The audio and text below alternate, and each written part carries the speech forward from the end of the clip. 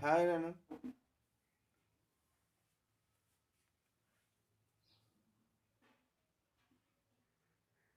Yes, today we learn about some terminology and some relationship that is present in the periodic table between the elements. So first, let us learn about typical elements. What are typical elements? Uh, the elements which belong to second and third period. Second and third, second and third period elements. Okay, second and third period elements are called as typical elements. What are typical elements? Second and third period elements are called as typical elements. Why only these elements are called as typical elements? See, the elements belonging to these periods, okay, they summarize all the elements in their groups. For example, what are the second period elements? Lithium, beryllium, boron, carbon, nitrogen, oxygen, fluorine. So these are the second period elements. And the third period elements are sodium, magnesium, aluminum, silicon, phosphorus, sulfur, and chlorine. So these are the third period elements.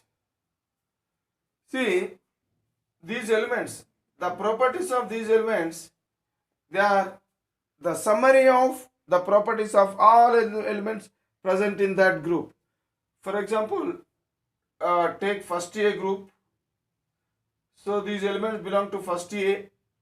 So what are the other elements present in the first A? Hydrogen, okay, lithium, sodium, potassium, rubidium, cesium, francium. If you see the properties of these elements individually, if you compare the properties of one element with the other element of any group, there will be nearly 70 to 80% of the properties are matching. So the properties of potassium are similar with the properties of rubidium. Nearly 80% of properties are similar. Okay. So in the same way, the properties of rubidium and cesium, or potassium and cesium, or potassium francium, or cesium francium. So like this, all the properties are almost similar. Almost similar means nearly 80% of properties are similar. See, out of all these elements, if you take these two elements only, lithium and sodium, which belong to second and third period element of first A group. So these are the, these are the second and third period elements of the first A group. So if you summarize, if you take the properties of these together, these two elements together, so the properties which exist in these two elements will exist in all the other elements. 100% properties of other elements are shown in these two elements only. So that is why these two elements are considered as the typical elements of first A group. And if you take the second A group, so what are the elements of second A group? Beryllium, magnesium, calcium, strontium, barium, and radium. So here also only these two elements will show all the properties of that group, all the properties of the other elements so are shown only in these two elements. In other case, why we cannot select these two, because here these two may not give all the 100% properties of all the elements belong to second group, second A group. But these two elements can have all the 100% properties of that entire second A group. Hence these two elements are said to be typical elements. So not only these two, not only these two, so all the second period elements and all the third period elements, they are considered as typical elements, because these elements, they summarize all the properties of their group members. Okay. So why these elements are treated as typical elements? Because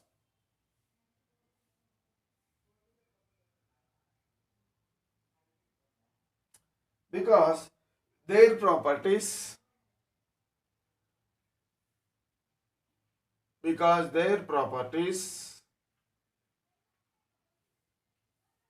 okay,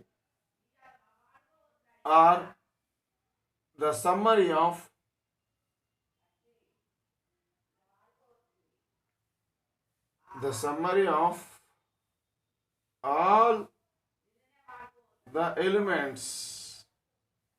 all the elements, because their properties are the summary of all the elements belonging to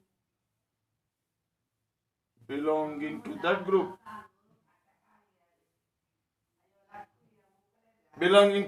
group, okay, because their properties are the summary of all the elements belonging to that group.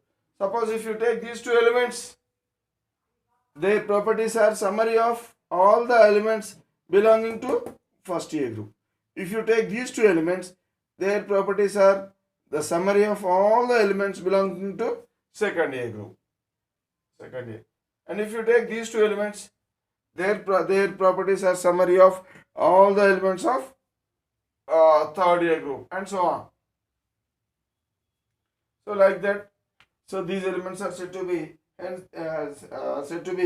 typical elements. So what are the typical elements belong to first A group? Lithium and sodium are the typical elements belong to first A group. What are the typical elements of third A group? Boron and aluminum.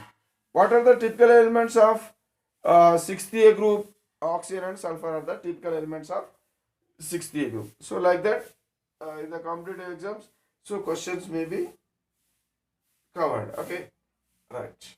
Now we will learn about the other concept known as bridge elements.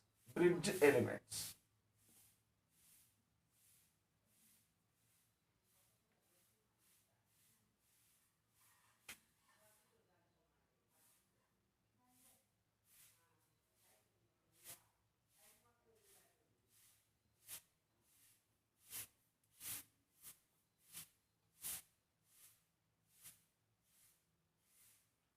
Bridge elements.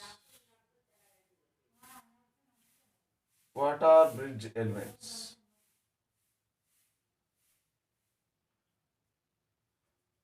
Bridge elements means third period elements. Only third period, not second period.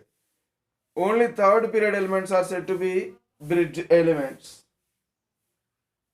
Okay, because here the division between two subgroups A and B starts from these elements. For example, if you take first group contains A subgroup as well as B subgroup also. First A group elements and first B group elements. So what are first A group elements? Hydrogen, okay, lithium, sodium, simply I am writing sodium here, okay, potassium, rubidium, cesium, francium. So first B group elements are first A and first B group elements. So first B group elements are copper, silver, gold. See, the properties of these elements, okay, and the properties of these elements, they do not match. I mean, the properties of these elements do not match with the properties of these elements. And I mean, include these also into this one. So the properties of these elements do not match with the properties of these elements. But sodium, it is having the properties of these elements along with the properties of these elements also. That means this after sodium only, what happens? There is a division between the subgroups. So before that, before sodium, there are no B subgroup elements, but after sodium only B subgroup elements are there. Okay, hence, so from this element, that means from third period belong to first group. So from third sodium is a third period element belong to first group. Okay, so from these elements only, from this element only, the subgrouping starts. Division of subgrouping starts. Okay. So here the properties of this element, it is a mixed properties of the two subgroups. So here sodium is having properties of these elements as well as properties of these elements. As it is connecting the properties of these elements with the properties of these elements, so hence it is said to be a bridge element. Okay, so third period elements are said to be bridge elements because the properties are somewhat. So here third period elements, their properties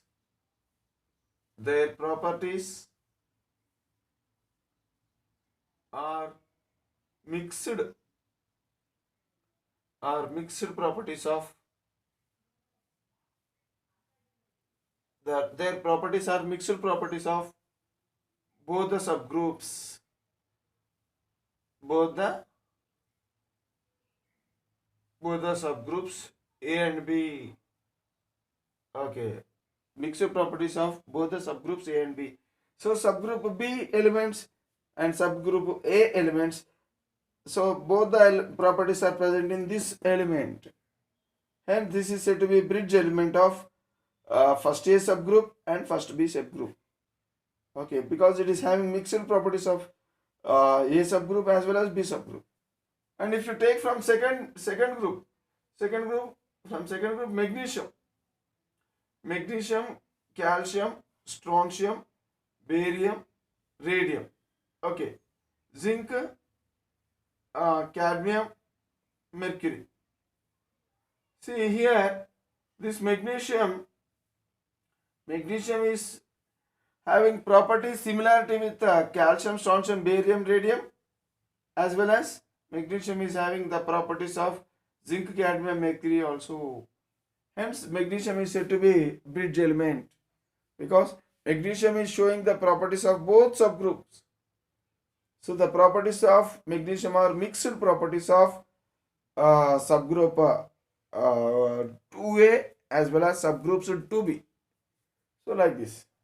So in the same way, aluminum again it is having the mixed properties of both the groups, subgroup of its own group as well as its subgroup B also. Okay, gallium, indium, thallium, scandium, yttrium, lanthanum, so and so on. So that means aluminum is showing the properties of its own group members, its own subgroup members, and even the subgroup B members also, subgroup 3B members also. Hence, aluminum is said to be the bridge element of third group. Magnesium is said to be bridge element of second group, and sodium is said to be bridge element of first group. That means all the elements which are present in the third period, they act as the bridge element between the two subgroups belonging to that group. Okay, so like this, the bridge elements show the relationship. So here the relationship is like this. That means mixed properties. So that means these bridge elements will relate the two subgroups. Actually, there is no relationship between two subgroups because the properties of subgroup A members and the subgroup B members, they are differing.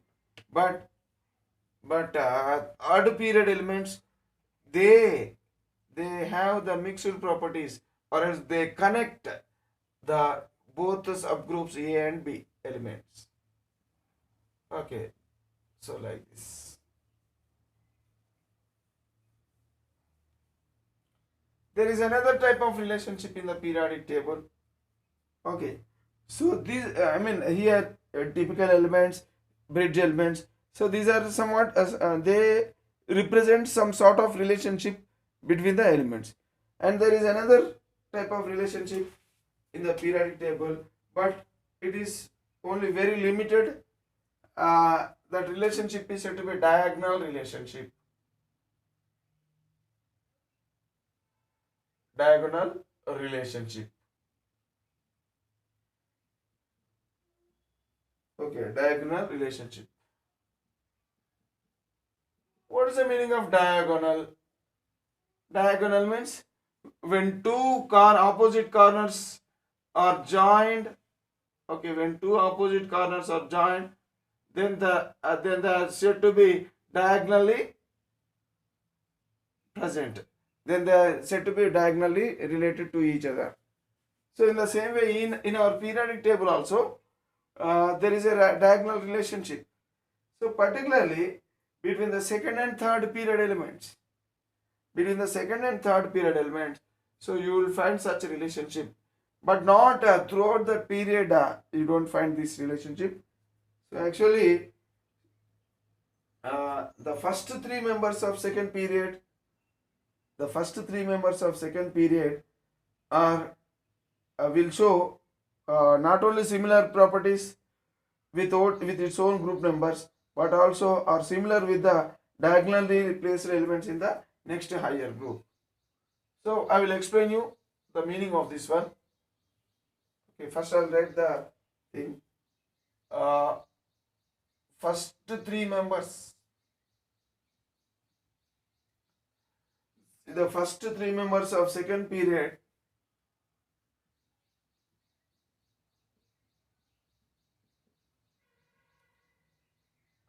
not only show or not only show similar properties,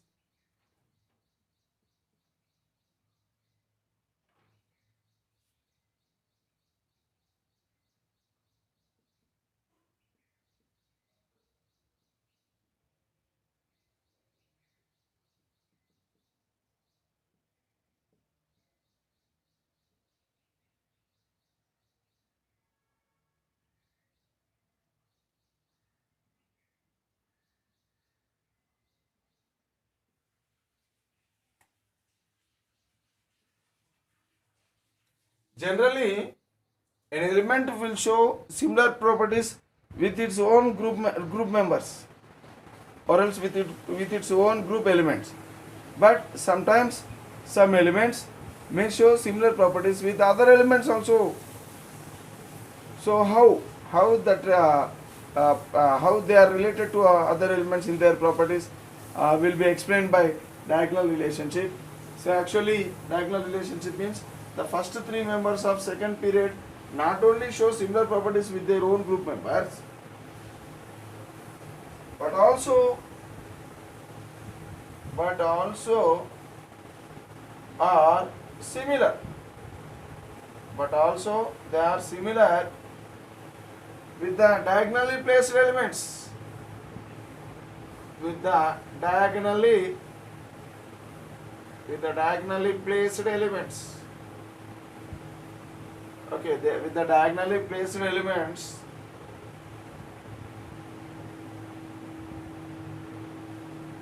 of next higher group, next higher group. So I will explain you the meaning of this one. Okay. For example, first three members of second period. What are the second period elements? Lithium, beryllium, okay, boron. Like take carbon also. After carbon, nitrogen, oxygen, okay, and fluorine. So first three members. What are the first three members? Lithium, beryllium, boron. Okay. So next, what are the next period elements? Sodium, magnesium, aluminum, silicon, okay, phosphorus, sulfur, chlorine. See, these are the second period elements and these are the third period element. So the first three members of second period elements, they not only show with the properties of their own group. So here lithium, sodium, potassium, rubidium, cesium, francium. So lithium will show similar properties with all its group members, and also it shows similar properties with magnesium, which is diagonally placed. So this magnesium belongs to its next higher group. So this is first year group and its next higher group is second year group. Okay, so the second period element of first year group, it is diagonally related with the diagonally related with the element belonging to its next higher group. So it is showing similar properties with the element which is placed diagonally to it from the next higher group. So that means lithium and magnesium are diagonally related elements, and even beryllium and aluminium are diagonally related elements. Boron and silicon are diagonally related elements. After these three elements, so that means that relationship is not continued. Okay, that relationship is existing only up to the third element only. This relationship is not found after the fourth group. Here, this is which group? This is fourth A group. This is fourth A group. And after fourth A group, you don't find that relationship. And in the entire periodic table, only these three pairs of elements are said to be diagonally related elements. So there is no other pair which is diagonally related. So how many pairs are there, diagonally related pairs? Lithium, magnesium, one pair. Beryllium, aluminium, another pair. Boron and silicon is the third pair. So how many pairs of diagonally related elements are there in the entire periodic table? Only three pairs of elements. Why? What is the reason?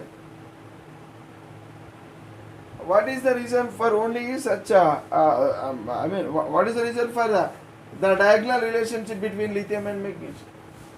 Because these two, the diagonally related elements, these here, it is due to same size, due to the same size of the elements. Lithium and magnesium are having same size, and also due to same electronegativity, values of lithium and magnesium. Okay, as they are side by side, diagonally, their sizes are equal, and they have same electronegativity values.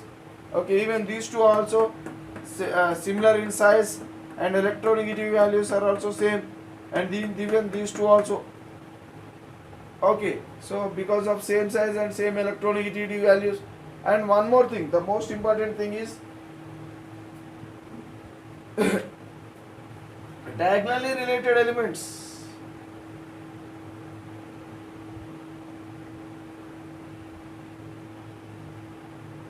Diagonally related elements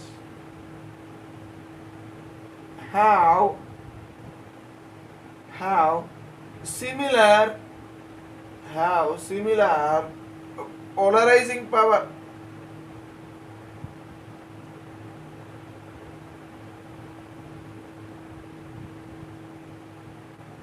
Okay, because of they possess similar polarizing power. So what is polarizing power? So polarizing power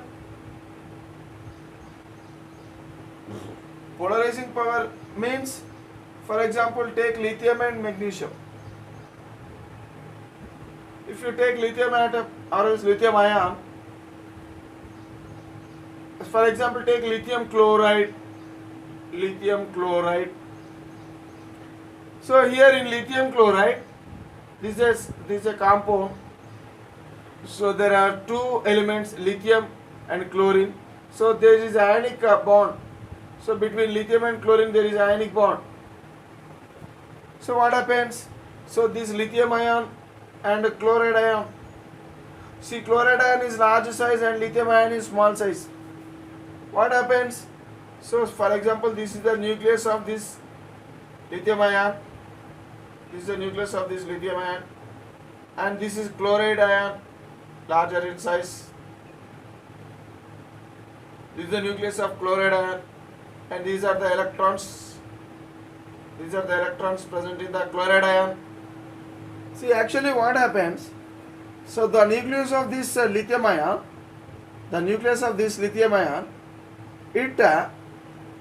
it will attract the electrons of chloride ion also, because it will show its electric field throughout its length. So the electric field of lithium ion, it is extended up to the electrons present in the chloride ion. So as a result of what happens? As a result of this, so before this actually all the electrons are arranged symmetrically.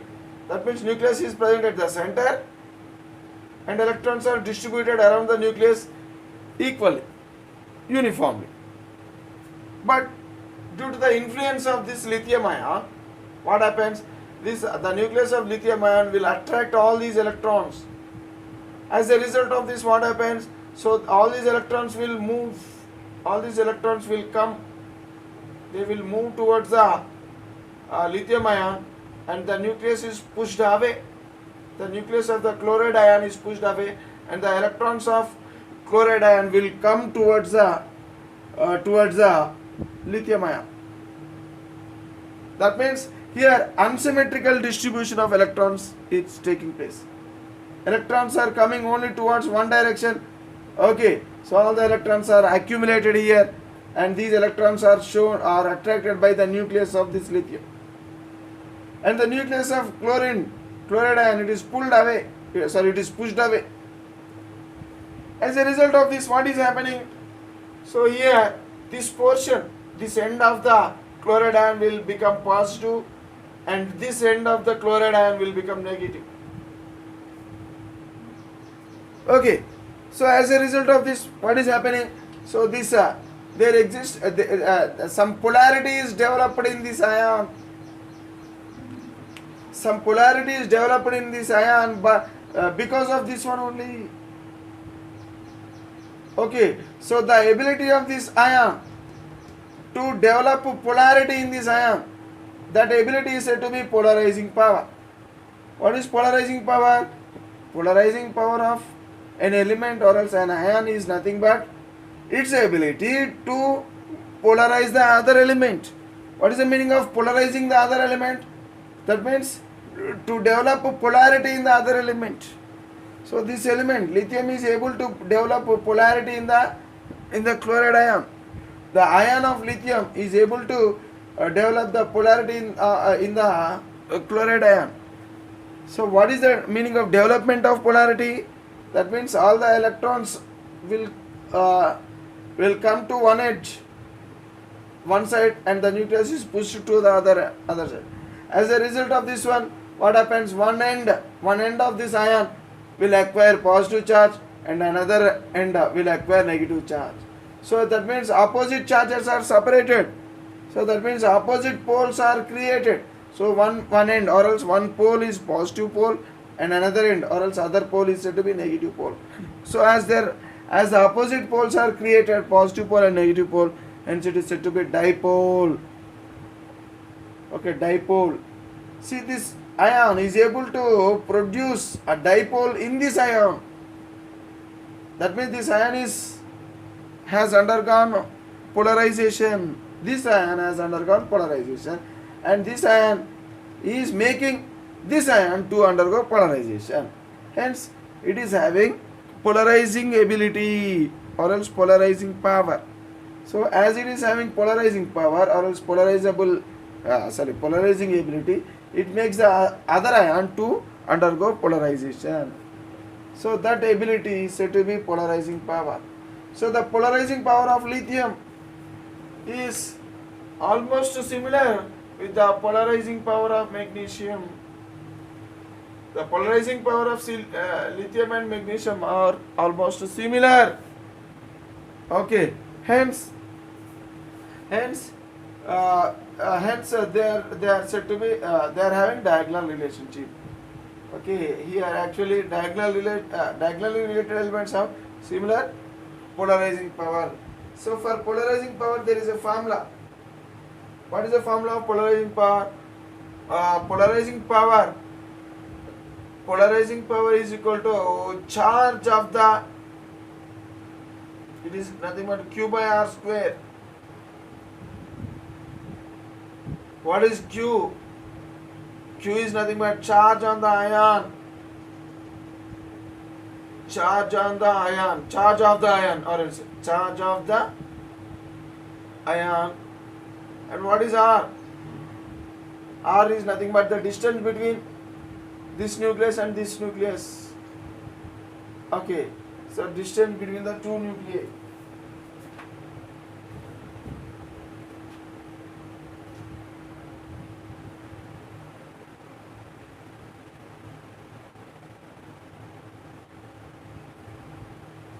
So like this, the diagonal relationship can be explained. What is R? Distance between the two ions.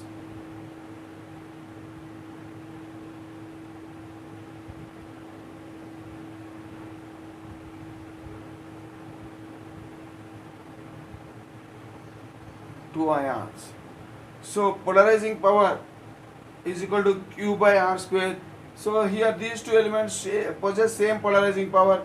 These two elements possess same polarizing power, and these two elements possess same polarizing power. And after beryllium and silicon, so there is no diagonal relationship between carbon and phosphorus. These two are not diagonally related elements. There are only 3 pairs of diagonally related elements in the entire periodic table. Okay, so like this, diagonal relationship can be explained. So this is one type of relationship that is existing between the elements in the periodic table. Okay, right. So we will learn the other things in the next video.